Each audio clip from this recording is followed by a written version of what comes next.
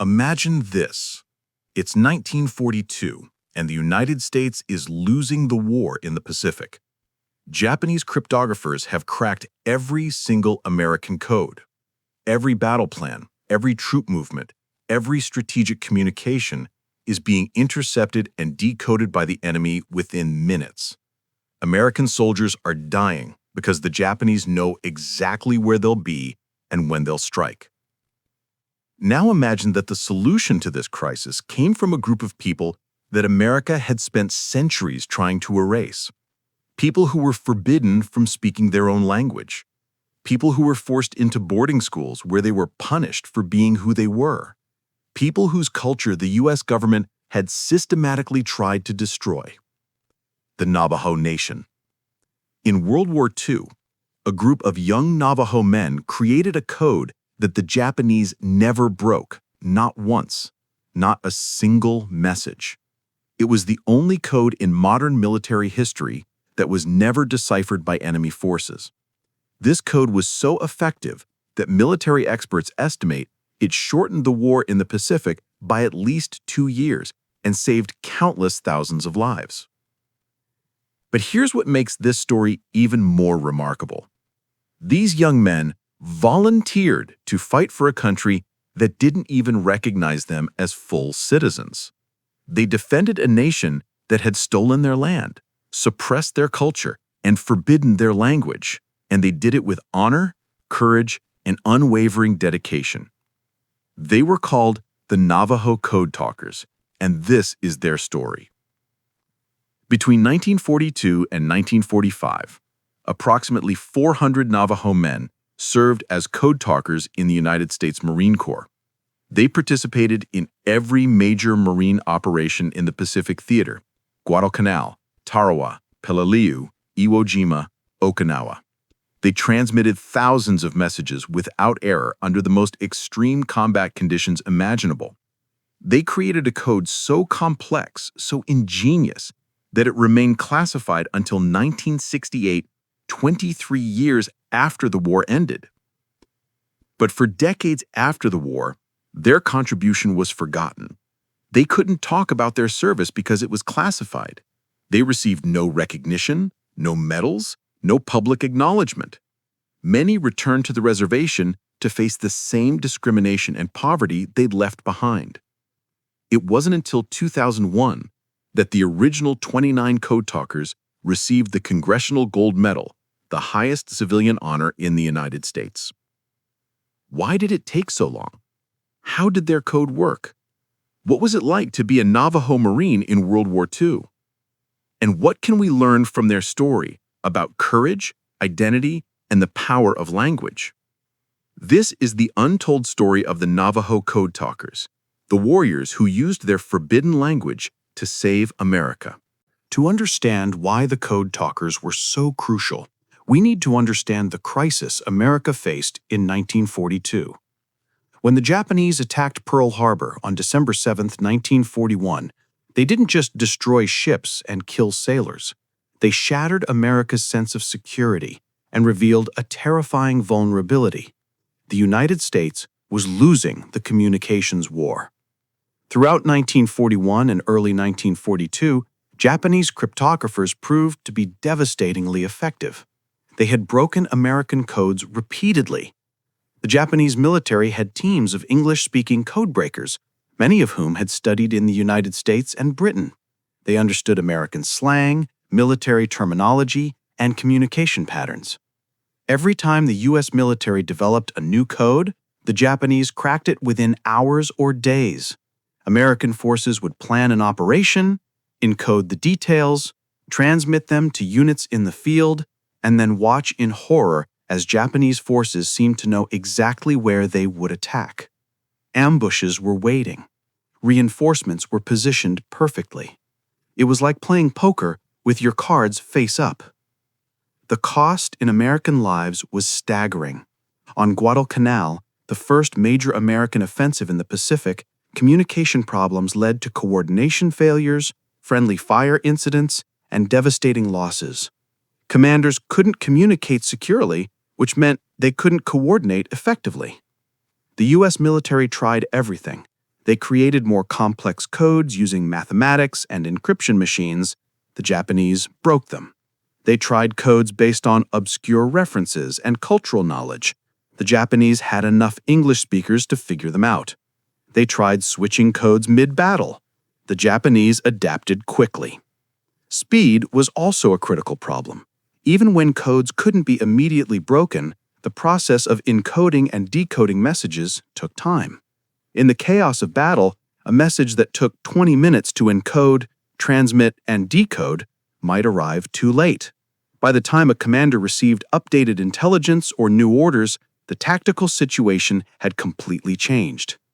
The Marines needed a code that was three things simultaneously: unbreakable, fast, and reliable even in the worst combat conditions.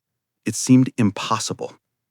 Military intelligence officers tried recruiting mathematicians, linguists, and cryptography experts. Nothing worked. The fundamental problem remained. Any code based on English or any widely known language could eventually be broken by someone who understood that language and had enough intercepted messages to work with. That's when someone had a radical idea. What if the code wasn't based on English at all? What if it was based on a language so complex, so different from any language the Japanese had ever encountered, that they couldn't even begin to crack it? Enter Philip Johnston. Philip Johnston was a civil engineer and World War I veteran who had grown up on the Navajo reservation as the son of missionaries. He was one of the few non-Navajos who spoke the language fluently. In early 1942, Johnston read about a Louisiana National Guard unit that had successfully used Native American languages for battlefield communications during training exercises. Johnston realized something crucial. The Navajo language was perfect for military communications. It had no written form that outsiders could study. Its syntax and tonal qualities were completely unlike any Asian or European language. There were fewer than 30 non-Navajos in the entire world who could speak it fluently, and none of them were Japanese. But Johnston's idea went beyond just speaking Navajo on the radio. He proposed creating a formal code within the Navajo language that would add another layer of security. Even if someone somehow learned Navajo, they still couldn't understand military communications without knowing the code. Johnston took his idea to Lieutenant Colonel James E. Jones at Camp Elliott near San Diego. He gave a demonstration, speaking Navajo to an audience of skeptical Marine officers. None of them could understand a single word. They couldn't even identify what language it was. Jones was intrigued, but cautious. Could Navajos operate under intense combat pressure? Could they create a code complex enough for modern warfare? Could they be trained quickly enough to make a difference? There was only one way to find out. In April 1942, the Marine Corps authorized a pilot program to recruit 30 Navajo men and test whether they could create an unbreakable code. If the experiment worked, the Marines would recruit more. If it failed, they'd go back to the drawing board. The fate of the Pacific War might depend on this experiment, and it all rested on 30 young Navajo men who were about to make history. In May 1942, the first 29 Navajo recruits arrived at Camp Elliott in San Diego. They ranged in age from 18 to 35, though most were barely out of their teens. Some had never left the reservation before. Many had never seen the ocean. These young men came from a nation within a nation. The Navajo Reservation, or Dinebikea in their language, spans parts of Arizona, New Mexico, and Utah. It's a land of stunning beauty, red rock formations, high desert plains, deep canyons. But in 1942, it was also a land of profound poverty. The reservation lacked basic infrastructure. Many families lived in traditional hogans without electricity or running water. Economic opportunities were scarce. Yet when the call came to serve, hundreds of young Navajo men volunteered. This is remarkable when you consider their history with the United States government. In the 1860s, the U.S. Army had conducted a brutal campaign against the Navajo people.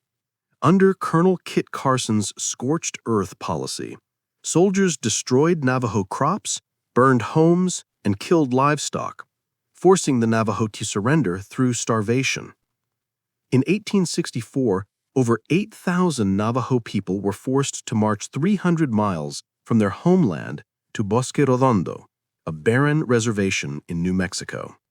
This march, known as the Long Walk, killed hundreds through exposure, starvation, and disease. For 4 years, the Navajo were imprisoned at Bosque Redondo in horrific conditions. Finally, in 1868, they were allowed to return to a portion of their original homeland, but the trauma of the Long Walk remained in cultural memory. Then came the boarding schools. Starting in the 1880s, the U.S. government implemented a policy of forced assimilation. Navajo children were taken from their families and sent to boarding schools where they were forbidden to speak their language, practice their religion, or maintain their culture. The motto was, "Kill the Indian, save the man." Students were punished severely for speaking Navajo. They had their mouths washed out with soap. They were beaten. They were humiliated. The goal was to erase Navajo identity and replace it with Euro-American culture.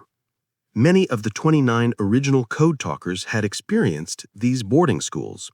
They had been punished for speaking the very language that the Marines now desperately needed them to use. Despite this history, they volunteered to serve. Why? When interviewed years later, Code Talkers gave various reasons.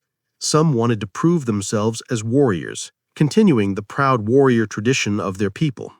Some wanted to see the world beyond the reservation. Some were motivated by patriotism, despite everything, viewing military service as a way to fully claim their place as Americans. And some wanted to protect their homeland and families from the Japanese threat. Whatever their reasons, they reported to Camp Elliott ready to serve. But first, they had an unprecedented task: create a military code from scratch using their native language. The Marines gave them a challenge: develop a code that could encode, transmit, and decode messages faster than any existing code system while being absolutely unbreakable. They had weeks, not months, to accomplish this. The 29 original recruits got to work.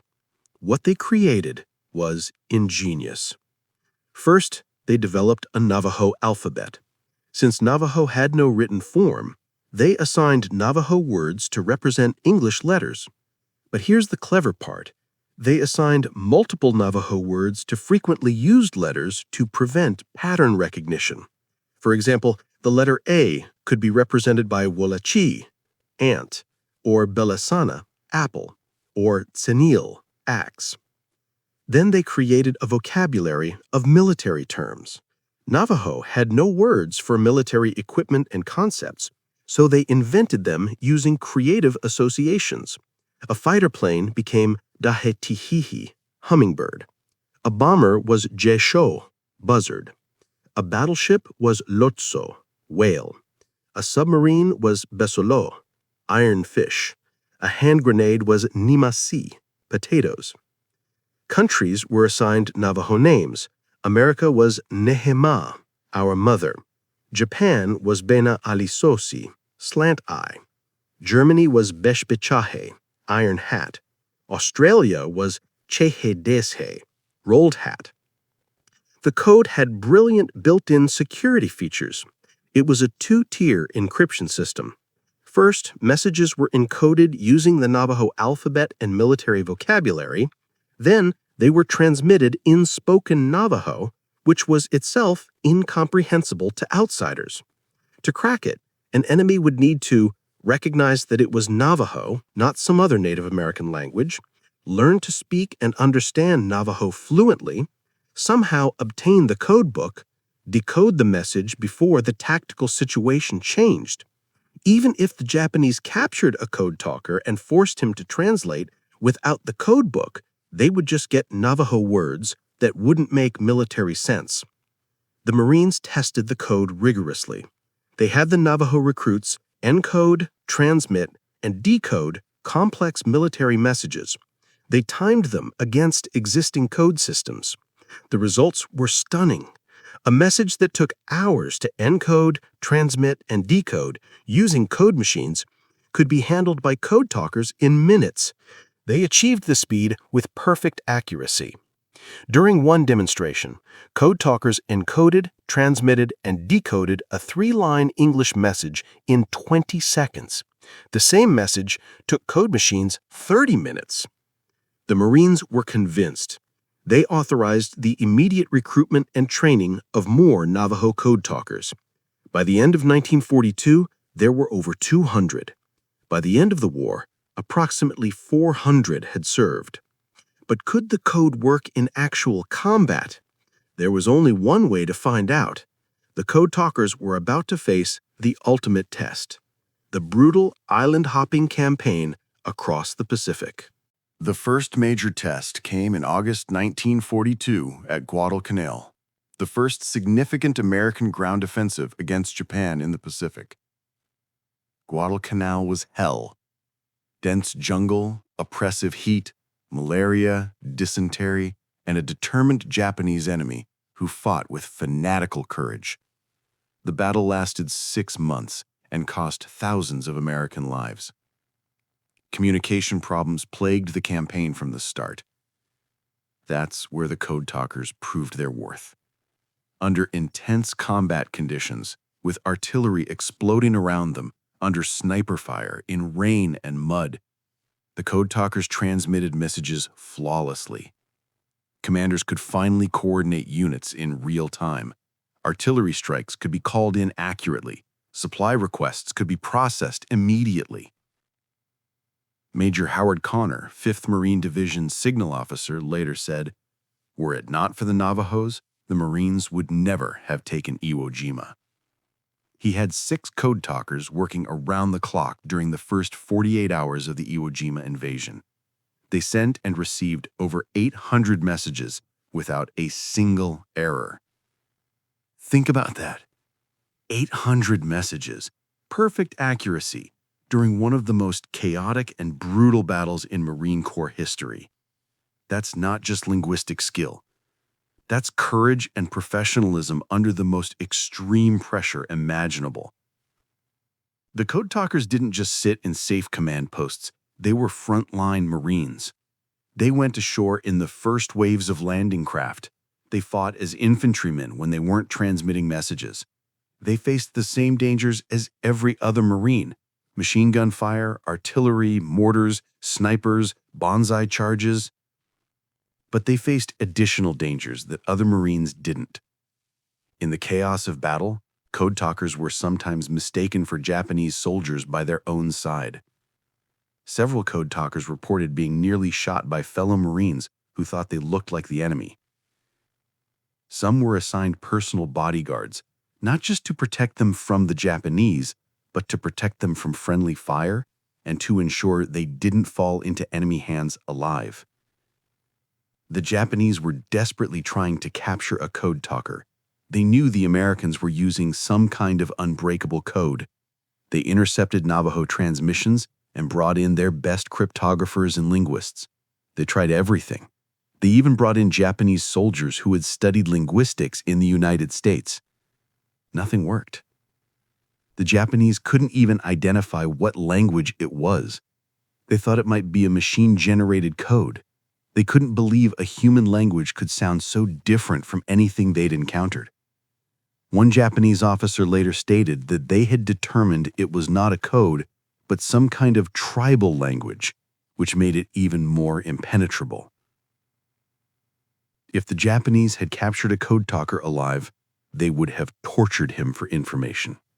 The Marines and the Code Talkers themselves understood this. Some Code Talkers later admitted that they had decided that if capture was imminent, they would take their own lives rather than risk compromising the code. This was the burden they carried, knowing that their knowledge was so valuable that death was preferable to capture. Despite these dangers, Code Talkers served with distinction in every major Pacific battle.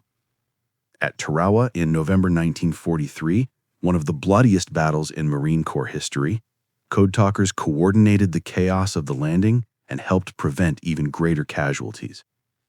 At Saipan in June 1944, they transmitted critical intelligence about Japanese positions. At Peleliu in September 1944, they worked through some of the most savage fighting of the war. And at Iwo Jima in February 1945, they were instrumental in the eventual American victory.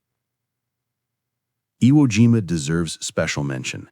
This tiny volcanic island, only 8 square miles, became the site of one of the war's most iconic battles. The famous photograph of Marines raising the flag on Mount Suribachi became a symbol of American determination. But that victory was only possible because of effective communication, and that communication depended on the Code Talkers. During the 36-day battle for Iwo Jima, 6 Code Talkers worked in shifts around the clock.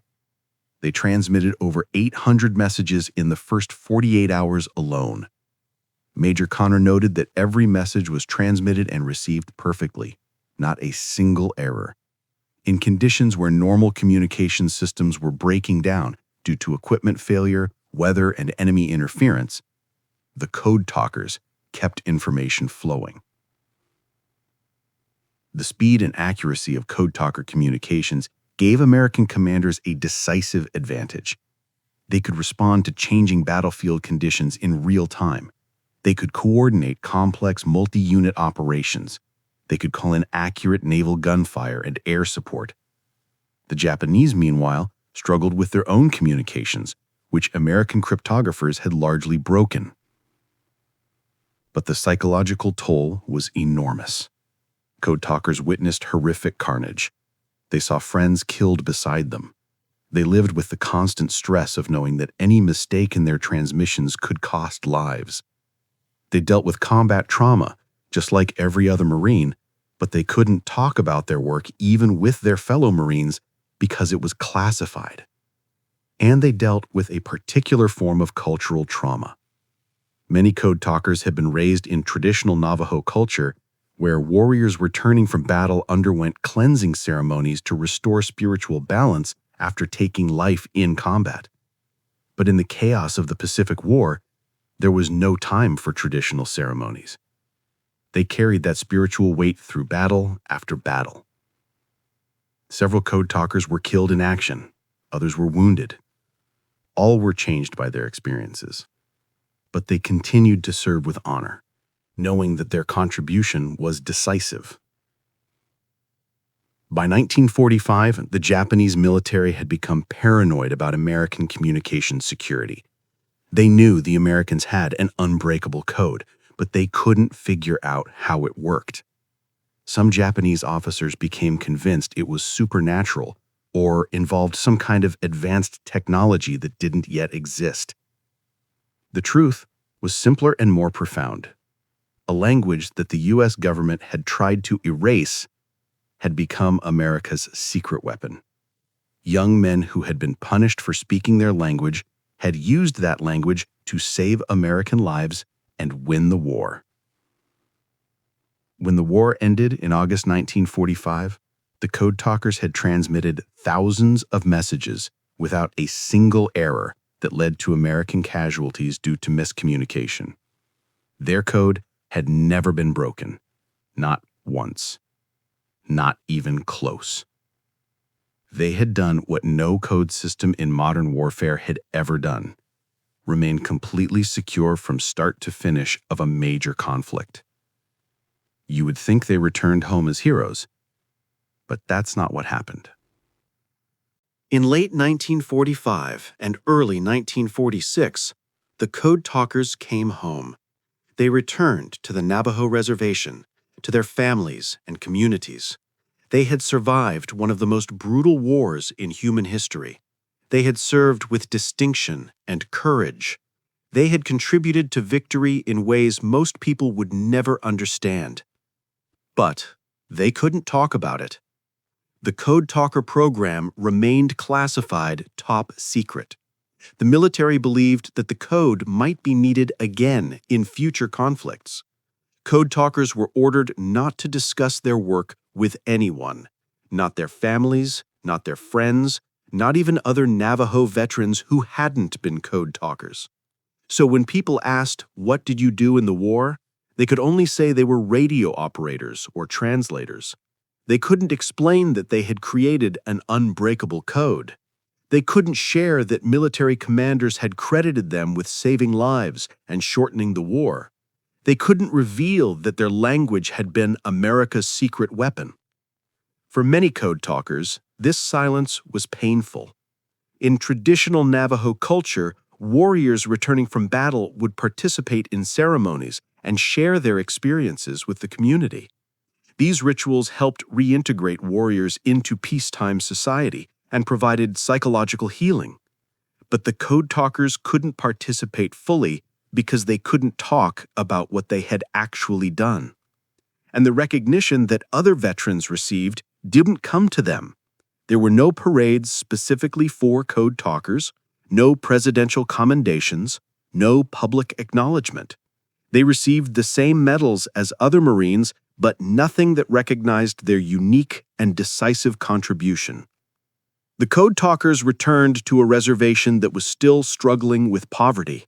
Despite the post-war economic boom elsewhere in America, the Navajo Reservation remained one of the poorest regions in the United States. Many code talkers struggled to find employment.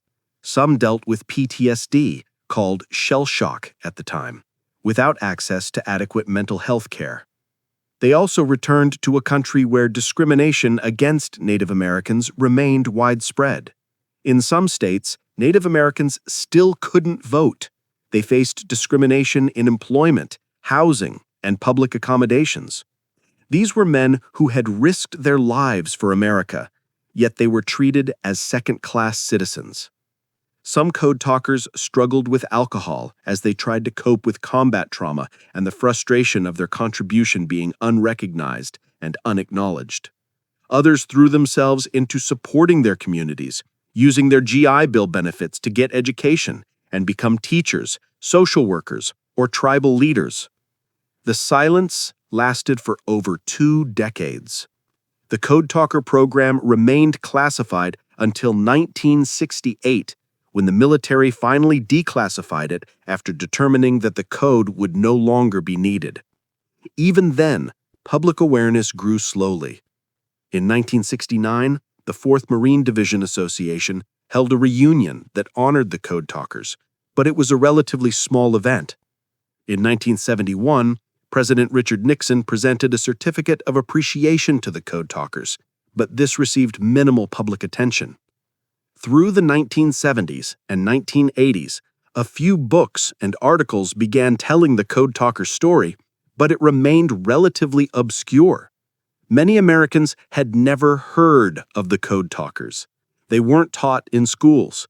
They weren't featured in the many World War II movies and documentaries that dominated popular culture. This began to change in the 1990s. Native American activists and historians started advocating more loudly for recognition of the Code Talkers' contribution.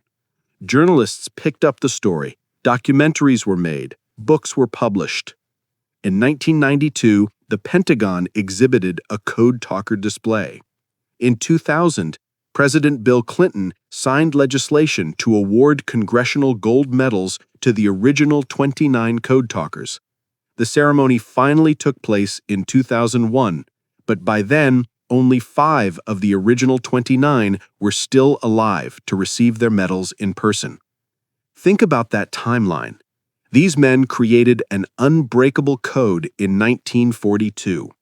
They served with distinction through 1945, but they didn't receive the nation's highest civilian honor until 2001, 56 years later. Most of them had already died without receiving the recognition they deserved. The Code Talkers who lived to see the recognition expressed mixed feelings. They were grateful for the acknowledgement, but many said it came too late. Too many of their brothers had died without ever being honored. Too many years had passed in silence. Chester Nez, one of the original 29, wrote in his memoir, "For many years, we were the invisible warriors. We served in silence, and in silence we returned. I'm grateful that the story is finally being told, but I wish my friends who didn't live to see this day could have received this honor. Today, memorials to the Code Talkers exist in several locations. There's a Code Talker statue at the Pentagon. Window Rock, Arizona, the capital of the Navajo Nation, has a Code Talker memorial. Several museums feature Code Talker exhibits. The story has been told in books, documentaries, and even a Hollywood film. Although many Code Talkers and their families felt the film took too many liberties with the true story. But public awareness remains incomplete. Many Americans still don't know about the Code Talkers. They're not consistently taught in school curricula. Their story remains less known than many other aspects of World War II history. As of 2024, very few Code Talkers remain alive. The youngest would be in their late 90s. Soon, there will be no living Code Talkers. Their story will pass fully into history. That makes it more urgent than ever to remember and honor their contribution. So what can we learn from the story of the Navajo Code Talkers? Why does it matter today? First, the Code Talker story teaches us about the power of language and culture. The very language that the U.S. government had tried to suppress became America's secret weapon.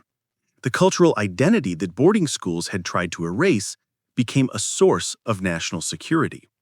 This is a profound lesson about diversity as strength. The Code Talkers could create an unbreakable code precisely because their language and culture were different, unique, and preserved despite assimilation pressures. Diversity isn't just morally right, it's strategically valuable. Second, the Code Talkers story reveals the complexity of patriotism and citizenship. These young Navajo men had every reason to be bitter toward the United States.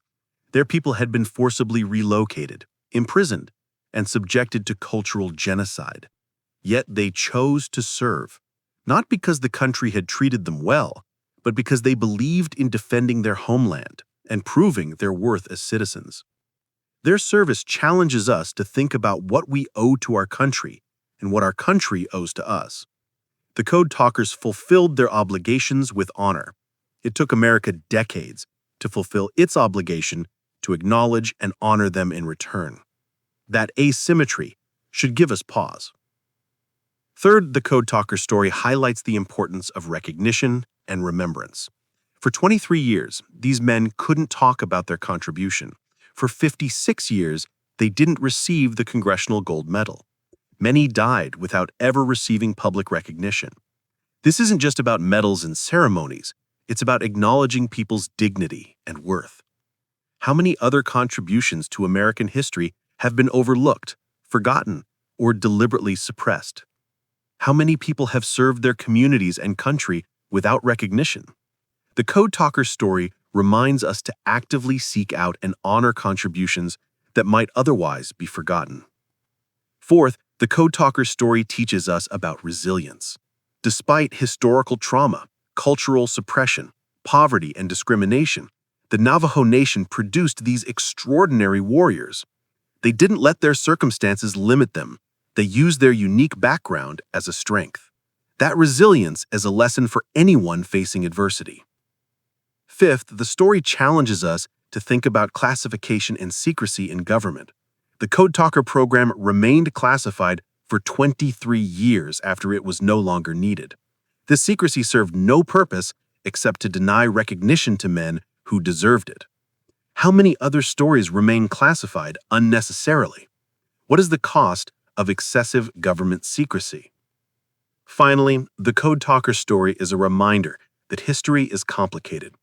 The United States government both oppressed the Navajo people and depended on them for national security. The Navajo Code Talkers both fought for a country that discriminated against them and took pride in their service and contribution. These contradictions don't cancel each other out, they coexist, and we need to acknowledge both the injustice and the honor. Today, the legacy of the Code Talkers lives on. Young Navajo people take pride in this history. The Navajo language, once forbidden in boarding schools, is now celebrated as the language that helped win World War II. Efforts to preserve and revitalize the Navajo language often reference the Code Talkers as inspiration. Native Americans continue to serve in the U.S. military at higher rates per capita than any other ethnic group. This tradition of service, exemplified by the Code Talkers, remains strong. Many Native American service members cite the Code Talkers as inspiration and role models. The Code Talkers story has also inspired other military programs. During the Iraq and Afghanistan wars, the U.S. military recruited speakers of rare languages and dialects for similar purposes. The principle remains sound.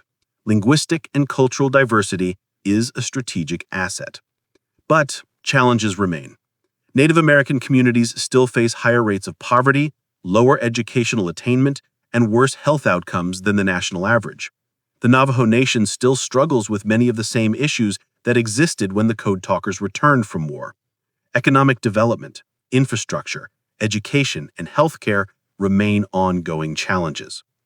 Recognizing the Code Talkers' contribution is meaningful, but it must be accompanied by concrete support for Native American communities. Honor without action is incomplete. As we remember the Code Talkers, we should ask ourselves, how can we ensure that future generations of Native Americans have opportunities to thrive? How can we support Native language and cultural preservation? How can we acknowledge historical injustices while celebrating contributions and achievements?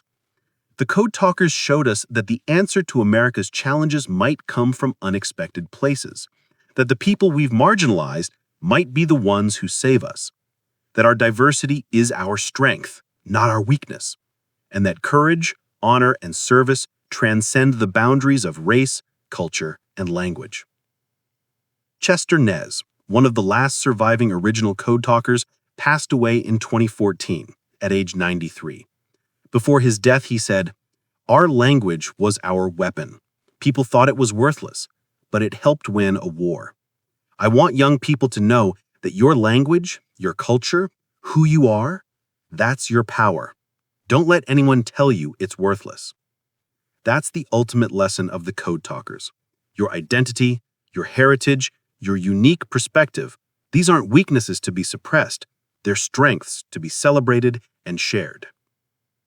The Navajo Code Talkers were ordinary men who did extraordinary things.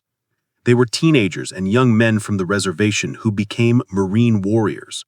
They were native speakers who became master cryptographers. They were marginalized citizens who became national heroes. Their story deserves to be told, remembered, and celebrated, not just as a footnote in World War II history, but as a central narrative about American identity, diversity, resilience, and honor. As of this recording, only a handful of Code Talkers remain alive. Soon, they will all be gone. But their legacy endures.